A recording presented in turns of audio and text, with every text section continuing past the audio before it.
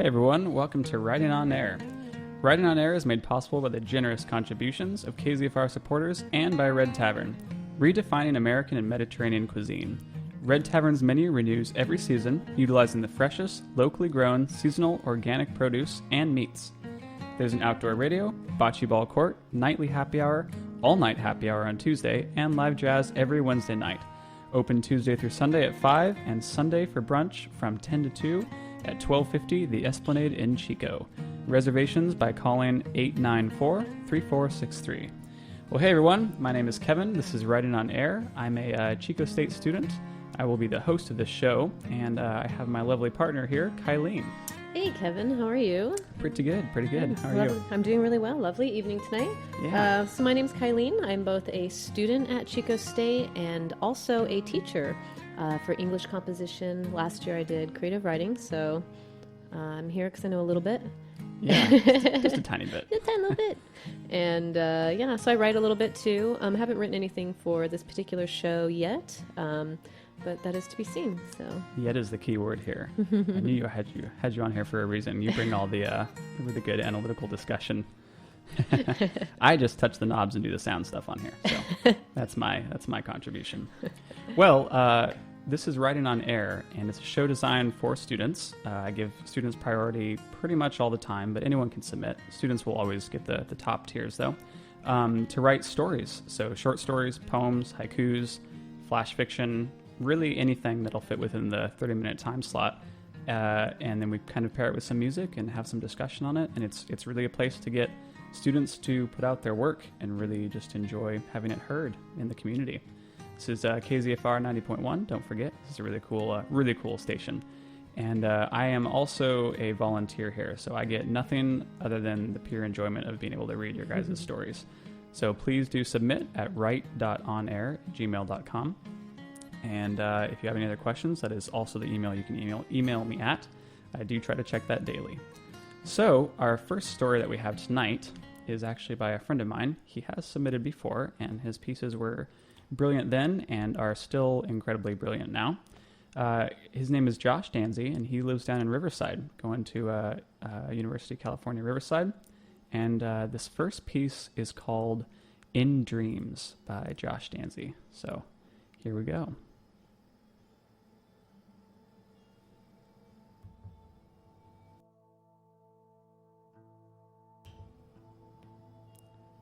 I changed nationalities to patchwork American, throwing rocks across stitched scenes of guilt and wonder and regret.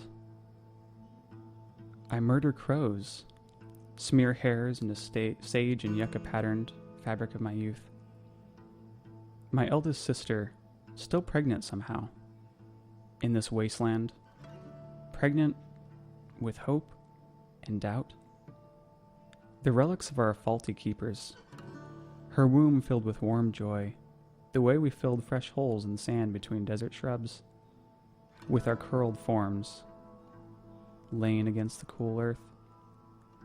We are betrothed in our burdens, all of us overgrown rats, us desert flowers, we wayward weeds. Knobby dirt bike tires cross our backs in the April morning air, sending us from our beds to the oil-stained badlands of the chalky dry plates of desiccated ponds, dotted with our rusted bed frames and creaky, worn ambitions. We are knives at each other's throat. We're all we've got in a dirty, empty city, packed to the teeth with cigarette butts and windblown magazine inserts and chipped cabinet veneers. We walk to school not knowing our real education. Degrees, in solitude, in stark reality, in terrible anticipation. Sitting, waiting for the hot sun's position to shift higher, relieve us of the glare through the windshield, spare us the insult. The constant acknowledgement of the ever-present glass barrier that keeps us from comfort and sanity and love and freedom. And freedom. And freedom. I wake, wet my chapped lips, Wipe the chains from my heart. Well, that was a poem, a piece by Josh Danzy. Man, this guy submits some really good stuff. Any thoughts on this? I had to close my eyes when you were reading that, and I love, if that is not in a sense a kind of a rundown of an actual American life, I don't really know what it is. You know, I didn't grow up in a town where there were cul-de-sacs and perfect little houses. I grew up with rusty bed frames, and there's that part where, you know, they dig the holes right by the bushes. I don't know where that one is. I don't have it in front of me. I have to pull up the way we filled fresh holes in the sand between desert shrubs. Yes, and that cool, you know, they're curled in the ground. I just imagine, what do you do as a kid to, you know, make a life for yourself, whether you're having fun or, you know, trying to stay cool. There was something about that I felt like I was a part of. You know, I could understand that as a kid. There was We Wayward Weeds. Yes. We Wayward Weeds. I absolutely love the, what do you call it? The alliteration on there, those W words. Yeah. And, you know, the putting yourself as, you know, us desert flowers, all of us overgrown rats. Like they were the nature. They are the nature. Something about that was beautiful. And then creaky, worn ambitions. You know, we're coming back to that rusted bed frames. There was just so much that there was nothing beautiful about this if you think of it as what do we consider beautiful, except everything about it was beautiful, if that makes sense. It's so much on the senses. The senses, yes. What's beautiful, and there's no real taste. There's no color. The only thing we have are just these images that we get the opportunity to make of it what we want to make. And I really like that kind of openness, but there's nothing vague about it. No. It's straight, like, you know, cigarette butts and windblown magazine inserts already. It doesn't matter what the type of cigarette is. We just know that, and that idea. When, you know, you always see those inserts are always on the ground. Why are they always on the ground? Yeah. Like, why do you have the inserts? They don't even stay in there. And there was so much about it was a movie. It was so cinematic in my eyes that I want to stop it and rewind it. Yeah. You know, and we have this smear hairs into the sage and yucca pattern fabric of my youth. By the way, hairs, Hares, yes, is a rabbit. Yes. Not the hairs on your head. And hearing that at first I was imagining actual hair on your head. Oh, yeah. I was like, that doesn't make sense. And then I see it's a rabbit. You know, we have sage and yucca pattern fabric. Boom. You know, I see the desert in all of this. And it was beautiful. I love that. I believe, knowing from some background here, he is actually from an area in the high desert, so that would make sense on this. All right. Yeah. That's really good. Let's see here. I love that in this wasteland, pregnant with hope and doubt. Yeah. That for me it reminds me of Allen Ginsberg, The Wasteland, and the idea of, you know, here it's weird to have pregnant with hope in a wasteland. You know, there's nothing there, but you have something still there. But then we followed up with doubt. Yep, that's about right. Yeah. Whenever I have hope, it is always followed by doubt. Yeah. Right. You said earlier, I think on the pregnant one too, that when we had discussed this a little bit before the show, pregnant kind of, when you imagine that, you just imagine it being full almost to the bursting point. So to have it like with hope and with doubt, that's so much in childhood. There's so much good. There's so much bad. There's so many things that are left unknown to start with, and those couple lines are just so pregnant with so much stuff in there. It's so good. Yeah, I really like this one a lot. Great, like, you know, we got great line breaks. A lot of the lines are really long, and some of them are very short. It's funny, we have this one where it says, I think it's like the fourth stanza. I don't know what stanza it is. We got a couple line breaks there. We walk to school not knowing our real education degrees in solitude. And it's weird, when I see degrees on its own, I imagine temperature. Yeah. You know, when I first saw that, even though I know they're in a way, you know, referring to actual education, to me, I imagine degrees is heat. Yes. You know, the temperature of where they're at beyond just education. I don't know. To me, that's what I felt. Yeah. I mean, especially when relating back to the desert and stuff like that, it really makes sense. This poem had, like what you said, there's just so much feelings going on, but they're not necessarily like sense feelings. Yeah. It's just like, oh, I get this kind of like cool well, I guess it would be a sense, but I get a cool sense, or I get a hotter sense. Like I get these different emotions that are evoked because of the things. That's so true. And I'm noticing there's certain words that are on their own. We have pregnant as its own line. We have degrees, sitting, comfort. And it's like, oh, that's kind of crazy that all these things like being pregnant and, degrees and then sitting and all these kind of, work together. And then we have those last, 4 or 5 where it says, and sanity and love and freedom and freedom and freedom. And there's this constant, repetition of freedom. And what is the freedom? Is the freedom free from this town, freedom from your youth, freedom from, the doubt? I don't know.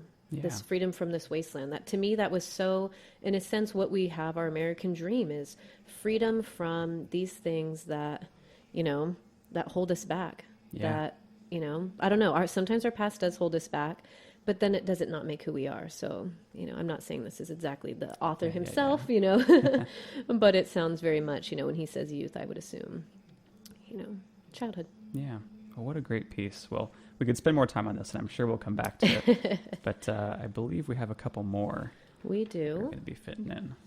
All right. Shuffling around papers here. We apologize. So what is this next piece, or who is it by? All right. So it is by Anastasia Kellogg. All right. So Anastasia Kellogg. When she actually turned this in, gave us kind of a little note about it. I wrote this rather quickly in response to a writing club prompt, and then to my surprise, it was actually published. We got this work published last spring. And I believe that's Phineas. In Phineas, which is her community college's literary magazine. And so for those of you who are out there trying to get your feet wet, I highly suggest please going to literary magazines. They're key. That is where you really get to know both yourself and a lot of other writers and what it's like to get your feet wet. So, Anastasia, great job. And I believe she was going down to UCLA as well. She's at UCLA? So, yes. Oh, I used to work for nuclear fusion at UCLA, professor. Whoa. Yeah, so I know that area. Okay. All right, cool, Miss Kellogg. I'll see you there. Yeah. All right, well, let's get into this one right now.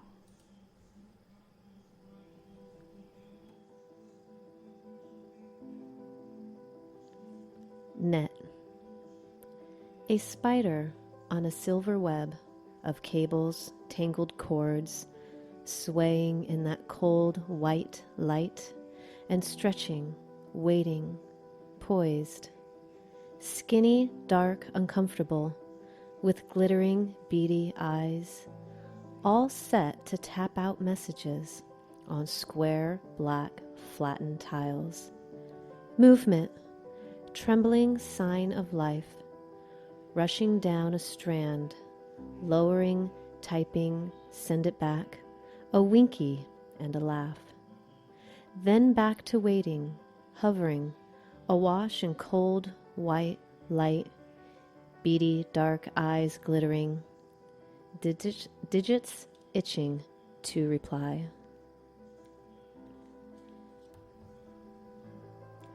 That was by A.E. Kellogg from UCLA. What was this one called again? This was called Net. Net. Oh, okay. Makes a little bit more sense. It's funny, as a writer, I didn't really know too much about poetry, but there's such a huge, titles in works are very, very key. And when I started teaching and getting to understand this more, I realized how, titles can make or break a poem. And this one was, to me, so spot on. Yeah. I think a couple things of nets. I think one, to, like a safety net, you can fall into it. It'll capture you. Or a net, butterfly nets. You catch remember the old, the cartoons and crazy people would run around and they have those, nets where they reach out and they grab the person and put them in a white coat. Yes. Actually, I think that kind of works with this. It probably does, yeah. Yeah, so it's a net. It'll capture you. And the very first line we have here is, a spider on a silver web. Instantly, I feel sticky. I'm there. Yes. You already got me. Yes. Yeah. Yeah, that was, I think we had talked about that before, too. It's just immediately, because, like you said, with net, there's so many things that come to mind. But she has a specific purpose for this, like spider on a silver web. And then it immediately goes into cables, tangled cords. Mm-hmm. So it's like it's trapping you. And then the more you go on, swaying in that cold white light, well, that's weird. I guess spiders' webs could be viewed as light, but see-through. And stretching and waiting poised. Okay, that's probably the spiders she's talking about. So, side note on this: do you know what spiders are on the internet? I do not. What they're I don't know how to explain it, but they are a thing in which you ever notice you're on Facebook and you see an advertisement that happens to be the exact thing you researched the night before. Oh, that's what those are. That's what a spider is. So a spider catches you because it knows what you've looked at. So it's already there. It already knows where you've been. Yeah. So a spider on a silver web, I'm thinking the internet's. Wow. Yes. Right? So we have the webs here. We've got cables and cords. And, you know, that white light, you're looking down at that thing that makes your face glow all creepy-like. Yep. So we've got this spider that kind of entrapped you without you realizing it. Yeah. All set to tap out messages on square black flattened tiles. Yes. And how did you show me what you thought square black tiles were? Yeah, we were talking about it earlier, right before the show again. And she's like, well, I'm trying to like get a more feel for this, like on square black flattened tiles. And she looks over at me and I'm texting on my phone. And, oh, wait, that makes a lot of sense. So immediately we kind of keyed into that pretty quickly. Right. And we have a winky and a laugh. Oh my goodness. If we just, Yep. A winky and a laugh. That is, I missed that line when I read that. I really did like too. That. I know. And the second I said winky and a laugh, I'm like, oh my goodness. Okay. Now I know exactly what we're talking about. Good job not laughing while you're reading it. Right. So I think she did a lot of really good stuff here. We have strand, web, cords, things that in some ways kind of feel natural, but completely unnatural. Because we have silver web, you know, like, I don't know. I just see not too much nature in this, but at the same time, is it not nature? Yeah. I don't know. There's beady eyes. And I just read this while you're talking about that. At the very end, it says, then back to waiting, hovering, awash in cold light, beady dark eyes glittering, digits itching to reply. Yes. It's almost like we've become the spider at that point. And like we're the ones kind of engaged in this net, like we've made this net. And now we want to go back into it. We're eager for the strings to be pulled a little bit. Oh, that's to catch beautiful. Something. I love digits itching to reply because we hear digits, we think numbers, but the digits here are the digits of your hands. The dual meanings in this are just everywhere. Beautiful. I'm losing it. Okay, we'll come back to it. We have more. Okay. I think we have one more piece as far as our. We do. We have another alias. Again, if you do submit, you can go under an alias. This one we have as Aiden. This is a Chico State student. And is apparently a late night writer. Oh, okay. All right. So keep that in mind. If you want to submit things, you can put on little tidbits like that, and we'll make sure they get aired. So I will cue this up.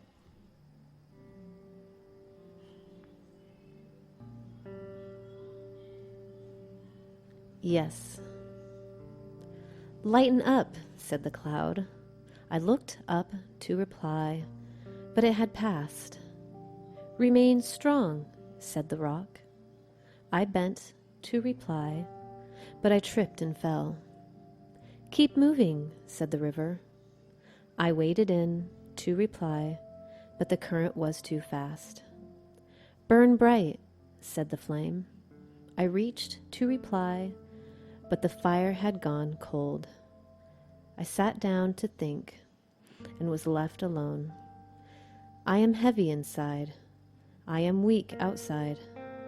I grow tired of movement, and I am dark as closed eyes. Be like me, said the wind. I am light and heavy. I am weak and strong. I am still yet moving. I am dark and light. I breathed to reply. You ask more questions than the others. The wind stilled. I am formless, but I shape the world. I am invisible, but vital. I exhaled to reply. That sounds so lonely. Yes.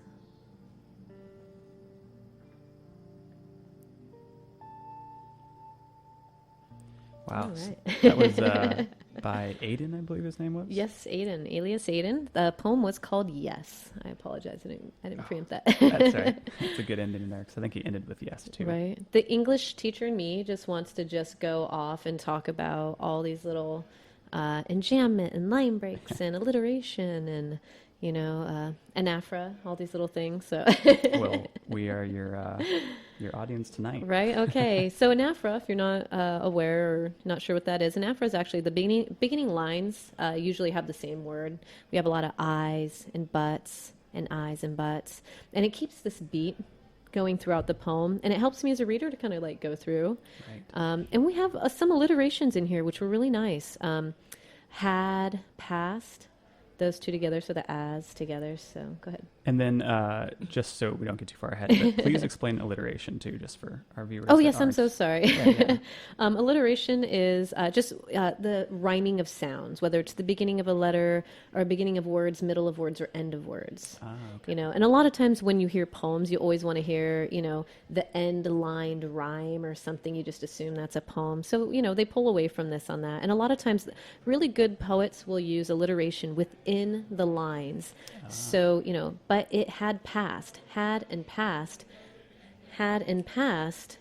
you know, are really kind of great ways of having rhyme, but not having those end rhymes. Kind of sandwiched in there. Yeah, you know, this has a great beat, but we don't use end rhymes.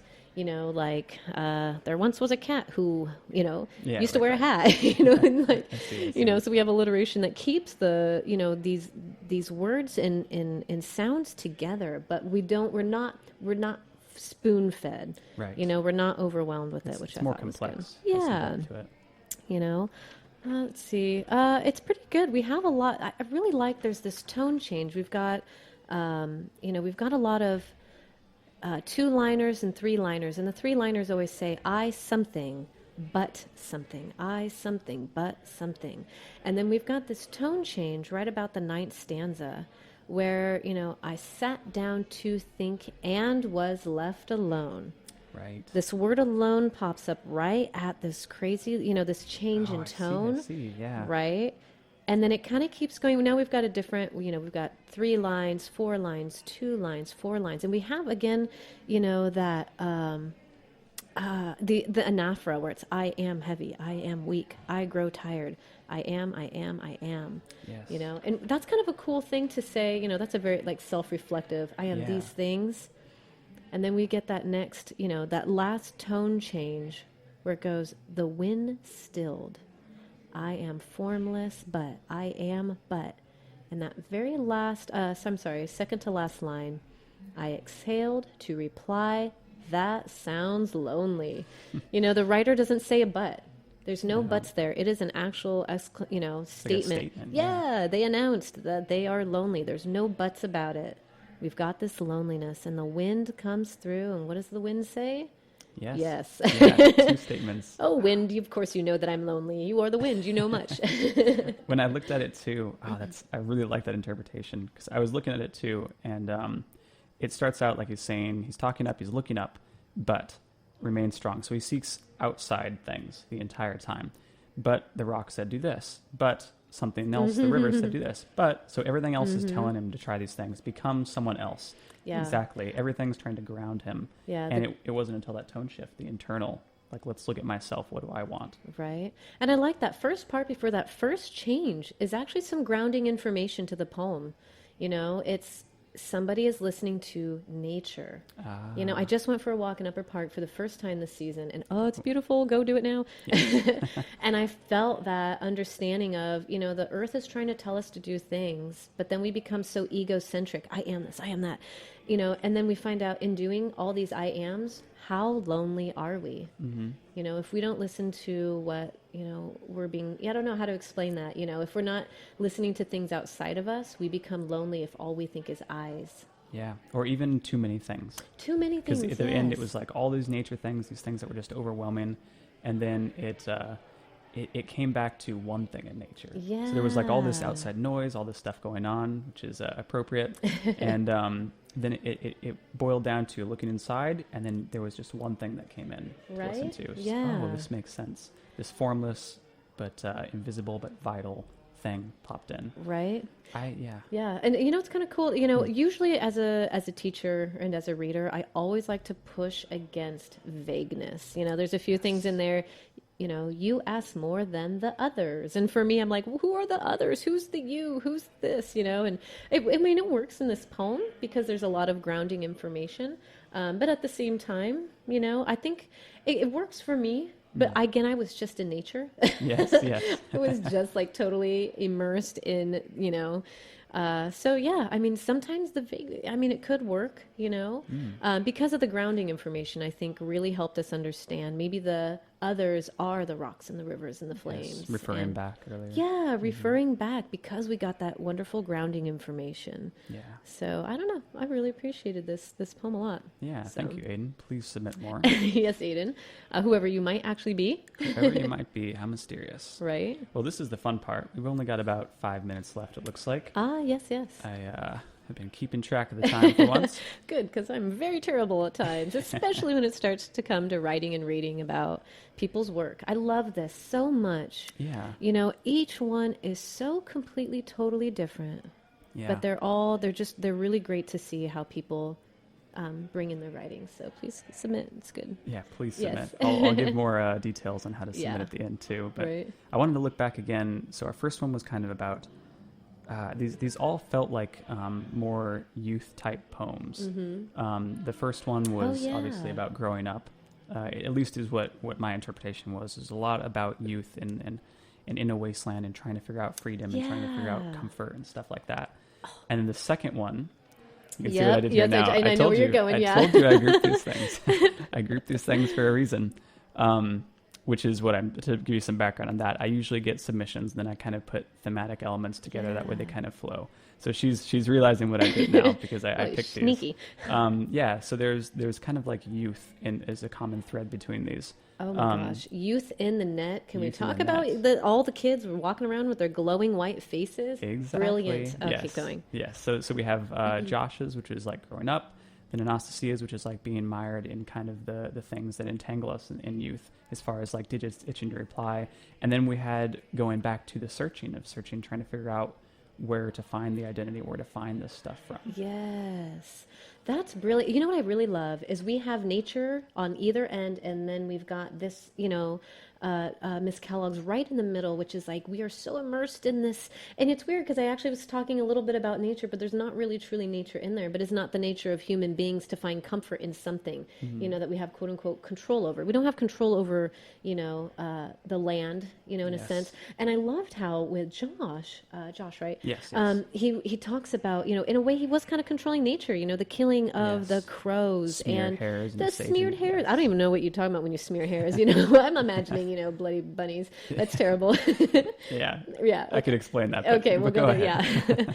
Yeah. So, and then again, we've got this nature, and I love how he starts with nature as a child, so beautiful and innocent. And then this last nature, to me, is so adult. Is it not adult to find our egocentricities, and listening, going back to nature and go, where was I when I was a child? And I'm pointing over at Josh's poem Yes. because, that was how it was, childlike. You just are nature. In There's- solitude, stark Yeah. reality, and terrible anticipation. Yes, there's no question about the nature of, in a child, you just live in it, you just are. But as an adult, you have to find it again. You got to go back to it. You got to actually listen and work hard, Yes. because we've got so many things that have come up. We've got, again, the internet and, posting, and Yes. that's why I had to get off the internet Yeah.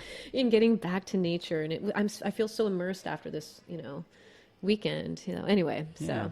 Well, we could talk about this for probably a couple more hours, but I only have a 30-minute time slot, and Yes. it seems like we're coming to the end here.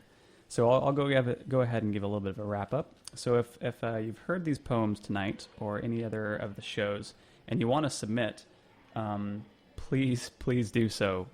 I need as many as I can get. Like I said, you guys, everyone who submits makes the show. Yeah. The show. Yeah. I just do the background stuff. So please do submit. And to submit, it is write.onair@gmail.com. And to clarify, that's write as in like writing a pencil, not like you're right or wrong. So write, WRITE, .onair@gmail.com. And really no major requirements. Just try to keep it within a couple minutes if you can. Yeah. And or email me and I can give you more details. So this was Writing on Air. And before we leave, I wanted to do one last little snippet. Writing on Air is made possible by the generous contributions of KZFR supporters and by Harrison Daily Wright Accountancy Corporation in Chico. Harrison Daily Wright provides certified public accountants specializing in accounting and bookkeeping services, auditing, tax preparation and planning, management support services for nonprofit organizations, and more. Whew, that is a mouthful. They do quite a few things. To reach Harrison Daily Wright, call 895-1209. And again, everyone, thank you for tuning in. This was Writing on Air, and thank you, Kylene, for coming. Thank you for having me again, Kevin. We'll see you guys in 2 weeks. All right. Have a good night.